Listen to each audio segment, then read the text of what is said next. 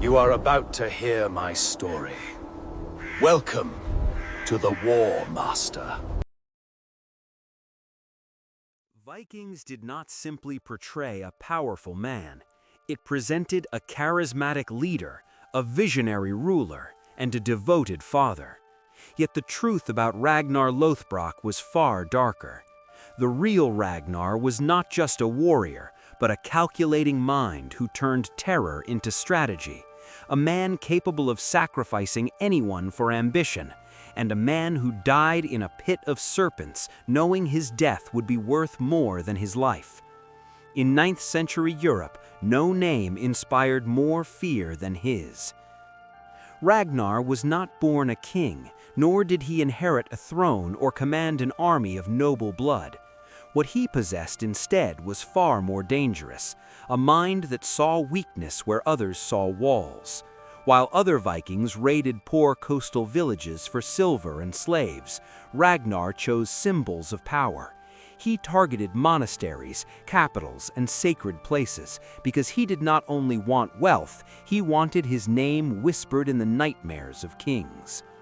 In the year 845, a fleet of 120 dragon ships moved silently along the Seine toward Paris. Thousands of warriors stood ready on deck, waiting for the command of a lean man with cold, clear eyes.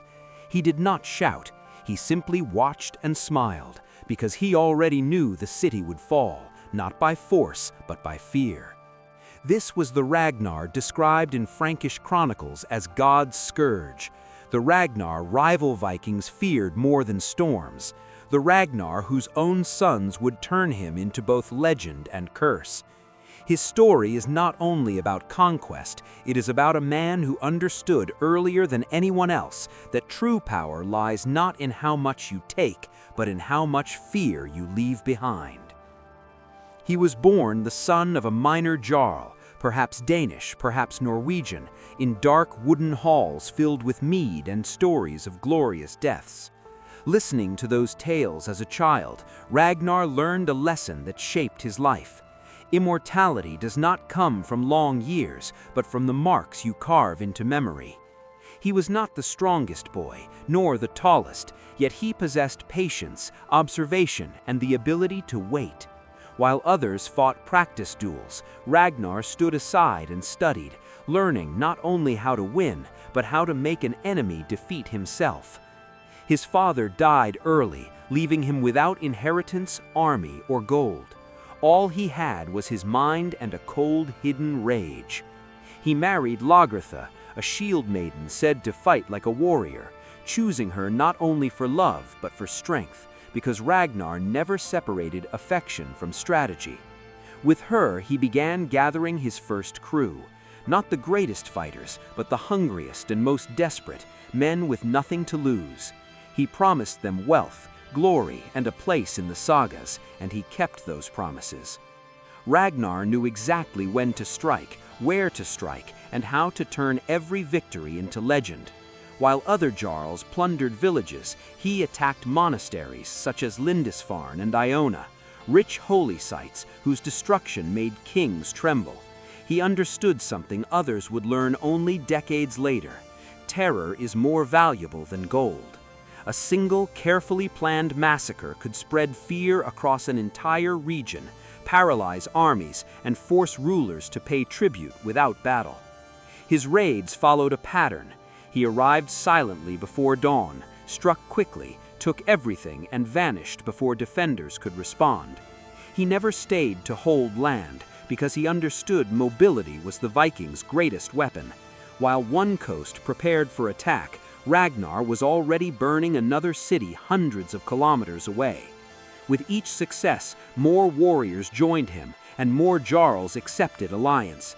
Even his strange nickname, Hairy Breeches, became part of his legend, because a ridiculous name remembered by all is stronger than a grand title forgotten. By the age of 30, he was no longer an ordinary chieftain, but a leader kings paid to stay away. Yet he knew fear could turn allies into enemies, so he shared fame and spoils, letting other leaders command raids while he kept strategy to himself. In this way, he turned rivals into followers without them realizing it. Then came the vision that would define his legend: Paris, the greatest city of Western Europe, capital of the Carolingian world, surrounded by walls and soldiers and believed unconquerable. Others saw a fortress. Ragnar saw the greatest propaganda victory imaginable. If he entered Paris, his name would echo for centuries, and he would become more than a man. But he also knew failure would erase him, and for Ragnar, being forgotten was worse than death. He may not have had the largest fleet, but he possessed a rare gift, the ability to turn geography into a weapon. While others thought in coastlines, Ragnar thought in rivers, the hidden roads leading into the hearts of kingdoms. Viking ships could sail both sea and river, and he used them like blades slipping between armor plates, striking cities where no one expected. His greatest weapon, however, was not his axe, but his reputation. Every raid strengthened a single story. Ragnar Lothbrok was inevitable. Prayers would not stop him, walls would not stop him, and armies would not arrive in time. The only choice was to pay him or watch everything burn. He used hostages as tools of fear, ransoming nobles, yet often returning them maimed, because a mutilated survivor spreads more terror than a corpse. He planted informants in foreign courts, merchants who spoke Latin and listened in markets. So while kings learned of Viking attacks only when sails appeared, Ragnar already knew weeks in advance where wealth and weakness lay. Yet he had flaws, and the greatest was ambition. He was never satisfied. Other jarls began to fear him, especially King Horik of Denmark, who tried to kill him. Ragnar survived and answered not with rage, but with patience. He destroyed Horik's allies first, then offered peace on the condition of public submission. When Horik accepted, Ragnar spared him with a cold smile, because a defeated king was more useful alive than dead. After that, he began gathering the greatest fleet the Vikings had ever seen. He called jarls from across Scandinavia, promising plunder, glory, and eternal fame. 120 ships answered, carrying perhaps 5,000 warriors, drawn not by gold, but by story. Follow me, and your name will live forever. Stay home and die forgotten. In March of 845, the fleet sailed up the Seine, and Paris trembled. King Charles the Bald had walls and soldiers, yet he knew what Ragnar had done to other cities. Councils argued, bishops prayed, and generals proposed desperate plans, but uncertainty ruled them all. Ragnar did not attack. He anchored within sight of the city and waited. 3 days passed, then 4, then 5. Fear spread inside the walls as refugees flooded in, food grew scarce, water fouled, and disease stirred. He watched patiently, knowing time can kill as surely as steel. He sent small raiding parties to nearby villages, driving more peasants toward Paris until the city strained under its own weight. At last, he struck, but not at Paris itself. He attacked the monastery of Saint Denis across the river, slaughtering its defenders in less than an hour, burning it, and returning to his ships loaded with gold. The message was clear.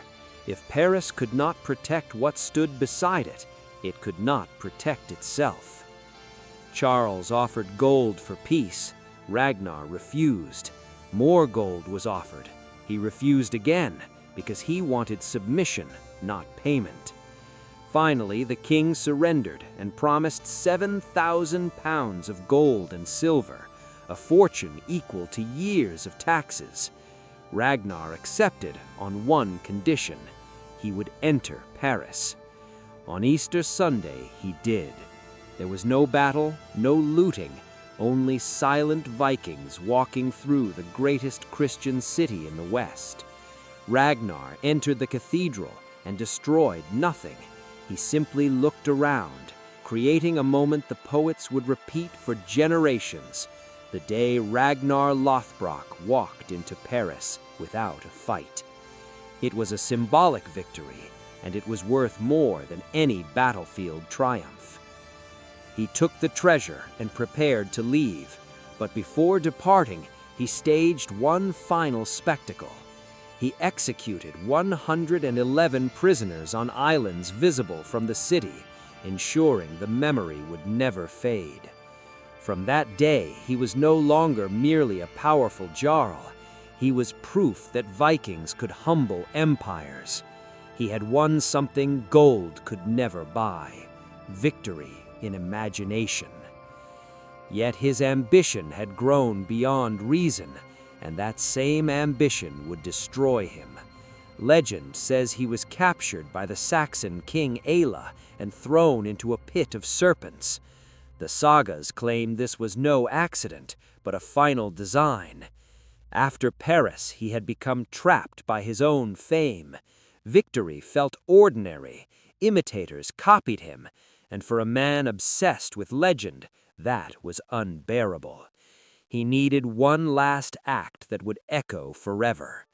So he sailed to England with only 2 ships, a mission that bordered on suicide.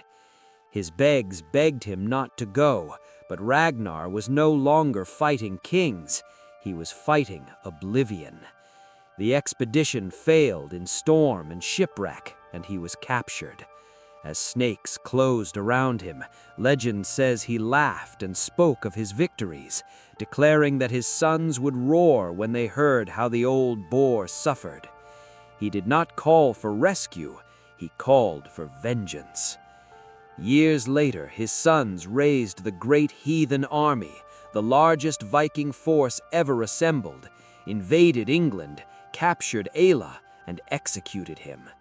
Whether every detail is true or not, the result was real. Ragnar's name became a war cry. He was no longer just a man, but an archetype. Behind the legend stood a dark, relentless figure, driven by fame and willing to sacrifice anyone. Yet that obsession granted him what few humans ever achieve: cultural immortality. 1,000 years later, his story still lives in books, shows, and debates among historians who argue whether he even existed. That uncertainty is his final victory, because Ragnar never needed proof. He only needed to be remembered. Thank you for watching. For more stories of legendary battles and the moments that shaped history, remember to like and subscribe.